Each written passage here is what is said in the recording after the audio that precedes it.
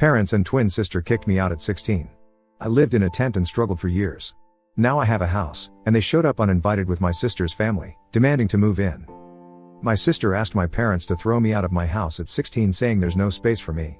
I struggled for 12 years to have my own place, and now they are parading to let my sister move in with me because she's pregnant with her 4th child. I, 28M, have been suffering from my parents' toxicity ever since childhood. I have a twin sister who has been my pain in the butt. People say twins back up each other. In my case, my twin pulls me down to the bottom whenever she gets a chance. If bullying in my childhood was not enough, she reappeared in my life. This time she wants to move into my house with her family despite being the one who threw me out of the house at 16. She has always been narcissistic. It is mostly because of the wrong parenting. My parents always wanted a daughter, but they got a son along with it. They even told this on my face that they would have terminated the pregnancy if it was just me. Just because there was a girl in there, they had to bring me into the world. So, I owe my life to my sister. My sister would miss no opportunity to rub her entitlement on my face. You can very well imagine my childhood, growing up in a household where I was unwanted. Everything was just about my sister. We were of the same age, yet I was not allowed to touch her toys. She gets a new set of clothes now and then, while I get only a pair of clothes at Christmas and one on our birthday. If we didn't share our birthday, they wouldn't even bother celebrating it. Oh, I just realized if I didn't share my birthday with my sister, I wouldn't exist. I got the bare minimum thing, and that too was not out of love but to save their faces from the judgmental eyes of the relatives. The only good thing about my childhood was my grandfather. He was the only one who was able to see through their BS. Sadly, he passed away when I was 13. That was the worst day of my life. I had no one to have my back. We lived in a tiny house in the suburbs. My sister and I shared a room. It was more like, I had a bed and a tiny closet beneath my bed in my sister's room. The entire room was filled with her clothes, toys, and posters. I was not even allowed to complain because, according to my parents, they were doing enough for me. My sister didn't like my presence in her room. I was allowed in the room only in the night to sleep. Even when I was sick, I would have to lie down on the couch and not in my room because she is a girl and she needs privacy. I desperately wanted to be 18 so that I could move out of the house. Looks like my family were far more desperate to get rid of me. When we were 16, my sister got knocked up by a 19-year-old loser. His parents had thrown him out of the house when he failed thrice in the 8th grade. My parents got them married and my father got him a cleaner's job at his factory. My father is a mechanic and works at an automobile manufacturing company. My parents brought him home, so obviously I had to move out of my room to make space for him. But our house had only 2 rooms and a tiny living space. I asked if I could sleep on the couch, but my father denied it, saying he sleeps on the couch when my mom's snoring becomes unbearable on winter nights. I was asked to find a place for myself. To add fuel to my situation, my loser Bill would say, "Dude, it's not tough to find a place for yourself." My parents threw me out when I was 15, and yet I was able to put my life together. Now I have a family. Trust me, it's gonna get better out there, I sighed. Yeah, if living off as a junkie means putting life together and knocking up a minor means family to you, then sure. Most of my relatives lived far off the place, and moreover my parents threatened me not to show up at any of the relatives' places because that would mean exposing my parents' toxicity. I requested a few of my friends to lend me their couch to sleep, but there was no luck. Why on earth would their parents allow me in their house when my own parents kicked me out? But one of my classmates was living in a garage. He let me in for a few months until his parents saw me there and kicked me out. I slept on a bench on the sidewalk for a few days until I was rounded up by the cops and brought home. My parents made up the story that I had run away from home. They took me in that night. My father got me a makeshift tent from a junkyard and asked me to use the space in the backyard to set up my place. It was a reward for remaining silent in front of the cops and obeying their orders of not showing up at the relatives. Tent was still safer than sleeping in the open. Summer was still okay, but winter was terrible. One day it was so cold, I felt I was almost gonna die of freezing. I knocked on my house, but no one responded. I desperately needed help. I knocked on my parents' bedroom window. My dad yelled from inside not to disturb him, else he'd come out and knock me down. I felt so miserable that at one point I wanted to die. I cried for the whole night. The next day, I went searching for a job that would lend me a space to sleep. One of the bakery shops needed a worker for his factory that was like 20 miles away, but he agreed to give me a place to sleep and even offered me food. Basically, they baked it in their house and needed a helping hand. They offered me to live in their backyard, but I would have to clean it up. I agreed. The place was pretty messed up with flour and sugar all over the place. Not to mention the rodents surviving on them. But I was at the lowest point in my life. I readily took that job. I packed up my stuff and left. My sister was even happy and said, "Good that you're leaving. We don't have space for you here." No one even bothered to ask me where I was going. I cleaned up the place and made it habitable. Initially, it was difficult to get rid of the rodents when they came searching for food, but eventually, I felt cozy living there. I had to drop out of high school. There were a few more months left for the final year exams. My friends told me to continue living in my parents' backyard and complete high school, but I had given up. I worked hard in my job and lived off my salary. Soon enough I realized I had to upskill myself to get a better job. I picked up few skills. My dad is a mechanic, so I grew up playing with his toolbox. Worked for my parents. They didn't have to get me toys, plus I helped dad in plumbing the house. I saved up and took up a course and a job at a car plant. I worked my ass off to climb up the ladder. Now I'm a supervisor. Recently, one of my old friends was selling off his house urgently. He has some divorce issues and he wanted an immediate buyer. I was reluctant to buy a 3-bedroom house, but he offered me a hefty discount on the market price and agreed to accept the down payment in parts. I grabbed it 2 weeks back. I moved into my new house and today I found unexpected guests at my door. Yes, my parents, sister, and Bill. It was a surprise for me because I was NC with them all these years. Neither did they reach out to me. This house of mine is nearly 15 miles away from their place. So there's no way they would have bumped here casually. I'm not in touch with any of the relatives, neither in person nor on social media, but I'm guessing it's the neighbor. I'm still friends with one of my neighbors. He might have seen the pictures of my house on Facebook and told my parents about it. I still have no idea how they figured out the exact address. My dad knew where I worked, so maybe he got the address from there. As soon as I opened the door, they forced themselves inside my house. Mom and dad congratulated me and said they were proud of me. I smiled and offered them a chair. I'm yet to get the furniture. I just have a bed, a few chairs, and a table. My parents sat down and started asking me about the deal. It was unbelievable for them that I was able to buy a house at 35 while they were still living on rent. My sister and her deadbeat husband were casually strolling through my house like they were planning to move in. I asked them what's the matter, why did they suddenly pop up in my life? They said nothing, just checking on you. Funny huh? They checked up on me when I needed them the least. They randomly started giving me their life updates. Dad has developed hypertension. My sister has got 3 kids, 14, 9, and 4, and she is pregnant again. Well, good for her. I just sat there nodding and thinking whether to yell at them or politely ask them to leave. Mom asked me if I was getting married or have a girlfriend. I said it's none of your business. She was like, why are you so cranky? Is everything alright? I said everything was fine until they showed up. She laughed and said if settling into a new house was overwhelming for me, she could lend a hand. Just then my sister comes and says, I've decided. We're gonna take that bedroom with an attached balcony and bathroom. I'm so excited to have my own bathroom. The kids can have the other room. I flipped out like, what the hell is happening here? My sister said, you have a 3-bedroom house and you're a single man. You don't need so much space. You used to live in a tent, so getting a bedroom is quite an upgrade for you. This house is so big that I can accommodate all of us. My parents cut her off in between and asked her to attend to her youngest son, who wailing for attention. I looked at my parents and asked them what the hell she just said. Dad told me that accommodating 7 heads in a small house was getting difficult. My sister's eldest son, 14, was sleeping on the couch while the middle one slept with my parents and the youngest one with my sister. And top of that, she is pregnant again, so they need a big house. I screamed, and? Mom said, and you own a big house now. Can't you take your sister with you? Before she completed her sentence, I yelled, hell no. I'm not going to take anyone inside my house. My sister screamed at me that I owed her this to bring me into this world. The same old thing, Mom and Dad would have never birthed you if I wasn't there. You owe me a place here. That house has become so crowded I can't even breathe. I said, yes, thanks to you. And thanks for bringing me into this world. Now get out. Before anyone could say anything, I asked them to leave my house now. Dad tried to use his tough method, raised his voice, and said, it was my duty as a man of the house to take care of my sister. I yelled back at him that I held no obligations to take care of my sister, but as a parent, they were obliged to take care of me, but faltered. Now he was okay with his grandson sleeping on the couch, but when I asked for it, he refused it and threw me out of the house. I ranted about how I survived with rodents at my employer's garage and how I had been living in a dingy apartment for a decade, but none of them came to check on me. My mom started sobbing and tried to hug me. I blocked her and asked them to leave. Bill was like, man up bro. I have also lived that life for so many years. I never complain. You have such a big house. You are single. What are you gonna do with so much space? I gestured at him to shut up.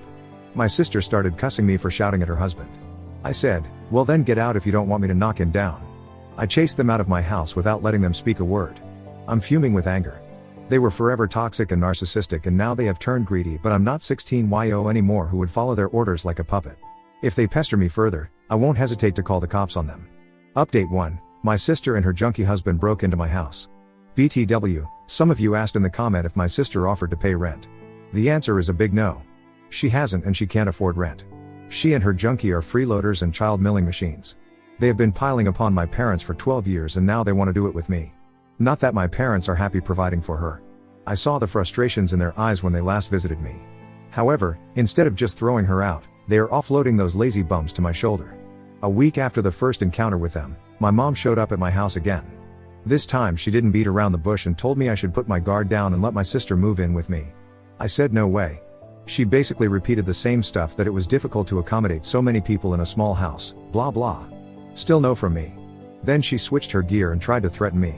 I should have taken the hint right away. She said, "See honey, you live alone in this big house and you're gone for 12 hours a day. What if someone breaks into your house? If a family lives here, it would be so safe for you. Besides, you'll get a hand on cleaning the house and doing the dishes and the laundry." I said for the last time, "No, and go away. I don't want any of you at my house." Just a few days later, one of my neighbors told me he saw a pregnant woman with a man and a young boy loitering around on my premises. They were peeping in from the window, wandering around the backyard, and it felt like they were trying to sneak in. He is an old man. He sits by his front porch for the whole of the afternoon. When they noticed my neighbor was staring at them, they went away. He came to inform me as a goodwill gesture. I thanked him and gave him my number. I requested him to call me if he saw them ever again. My house was not guarded with cameras. I was intending to install it over the weekend. Who knew they would break in before that? Just 2 days later, I got a call from this elderly neighbor saying he suspected someone had broken into my house. I rushed home in a panic. He was right. My sister and Bill had broken into my house from the backside window. She was like, "We didn't have any other options than this. You were being a jerk and not allowing us. Now we live here and you suck it up." I was in shock. I mean, how far she went to rub her entitlement onto my face.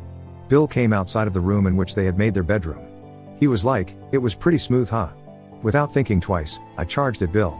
My sister came in between and I dragged her aside. I punched him in the face. Their 14-year-old son attacked me with a bottle and my head started bleeding. The blow was not severe and I was in my senses, on the verge of blackout, but the rage kept me on. They all panicked seeing the blood. My sister called up my parents and told them what happened. Bill and his son started cleaning the mess. My neighbor called the cops. My sister and Bill started apologizing and begged me to spare their son from being arrested. I said all of you would go down with him. The cops arrived and took my statement. My sister denied all the allegations of breaking in and assaulting me. She said she was visiting my house with her family. Her son played a prank on me and I accidentally slipped and hurt my head. I was mad at them and that's why I was falsely framing them. What a liar. Meanwhile, my parents arrived and they forced me to drop the charges against them. They all ganged up to prove me a liar and said I was using the cops to extract my grudge against my sister. Thank God my neighbor pitched in and gave his statement, and based on that, the cops arrested them. They had to spend the night behind bars because my parents didn't have the money to bail them out. The next day, they were presented for trial. I went to the hospital and got my wounds dressed. The doctor scanned it for internal injury. I had to take a couple of days off to nurse my wounds. I pressed the assault charges on them and also claimed compensation for my loss, and the court agreed that they should bear it. Meanwhile, my parents tried all means to make me drop the charges, but I threatened to sue them for planning the assault on me. Her son is a minor, so he was dealt with according to the juvenile law.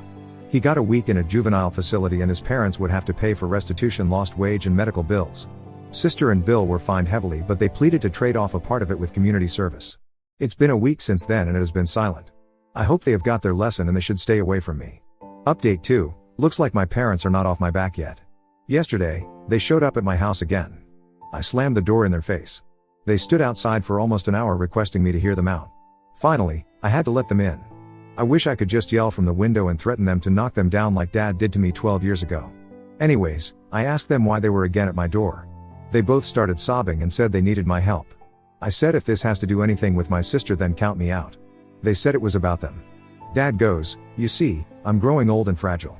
I cannot work as before. Our house hasn't been repaired in many years. Everything is falling apart."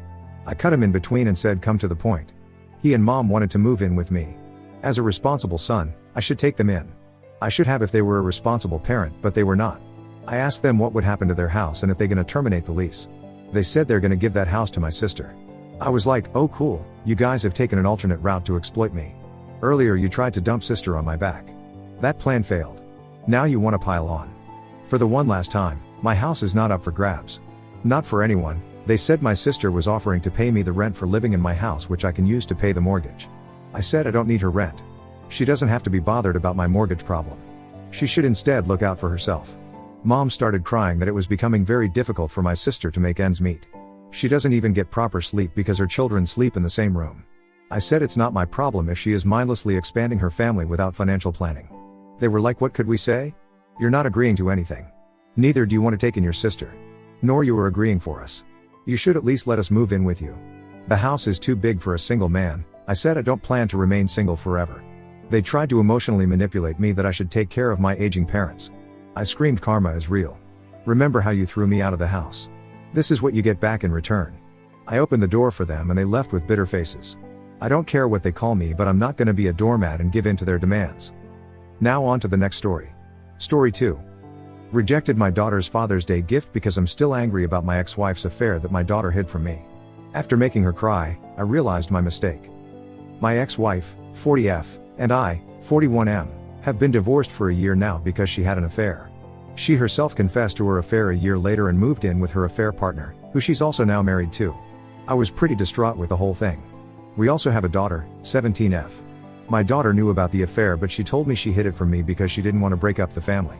It really hurt me that she hid it from me for so long, but I moved on.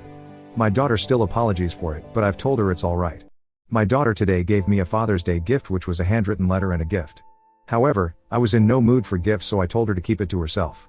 My daughter seemed a bit shocked and she went to her room, and I think she was crying as she went to her room. Was I the Comments. MLK 154. Yes, emo. You say you told her it's alright. You say you moved on. How do your actions live up to those words?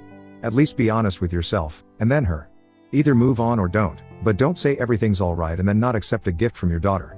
Plus maybe factor in she's a kid and in a tough spot between her parents when you make some of these evaluations.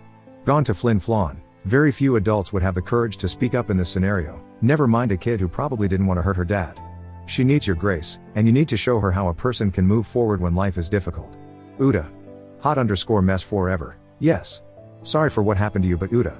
Can you imagine the position she was in? A child? Your child? She was afraid her home would break. Her nightmare came true. And you did this? You told her it's okay and then crapped on her as if this was her fault. Shame on you. I get this is still raw for you, but what about her? SMI 88, seriously. Uda, you expect a 17-year-old teenager to choose between her mother and her father? She was probably scared she would be hated by one of her parents.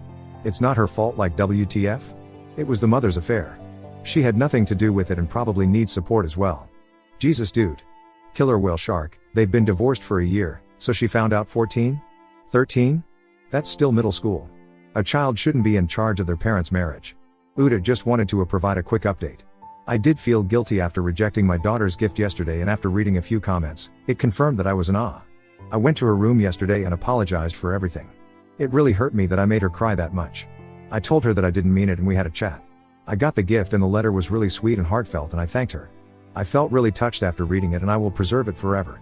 For the rest of the day, I took her out on a shopping trip, and then in the evening we went to theaters to watch a movie. She seemed very happy. At night, we had one more serious chat where I told her it wasn't her fault at all. She said she still feels very guilty about hiding the whole affair from me, because even though she hated her mom for the affair, she was worried about exposing the affair because of how the whole family would fall apart. I told her that she shouldn't feel guilty about anything, and it's not her fault at all, and it's only her mom's fault. We then talked a bit about her mom, and she agreed that if there's one thing she learned from the entire thing, it's not to emulate her mom when she's an adult. I agreed, and also told her it was unfortunate that she got such a mom. I told her we both need individual therapy to deal with the divorce and her mom's selfish actions, and my daughter was open to it. So we will start looking for a therapist soon.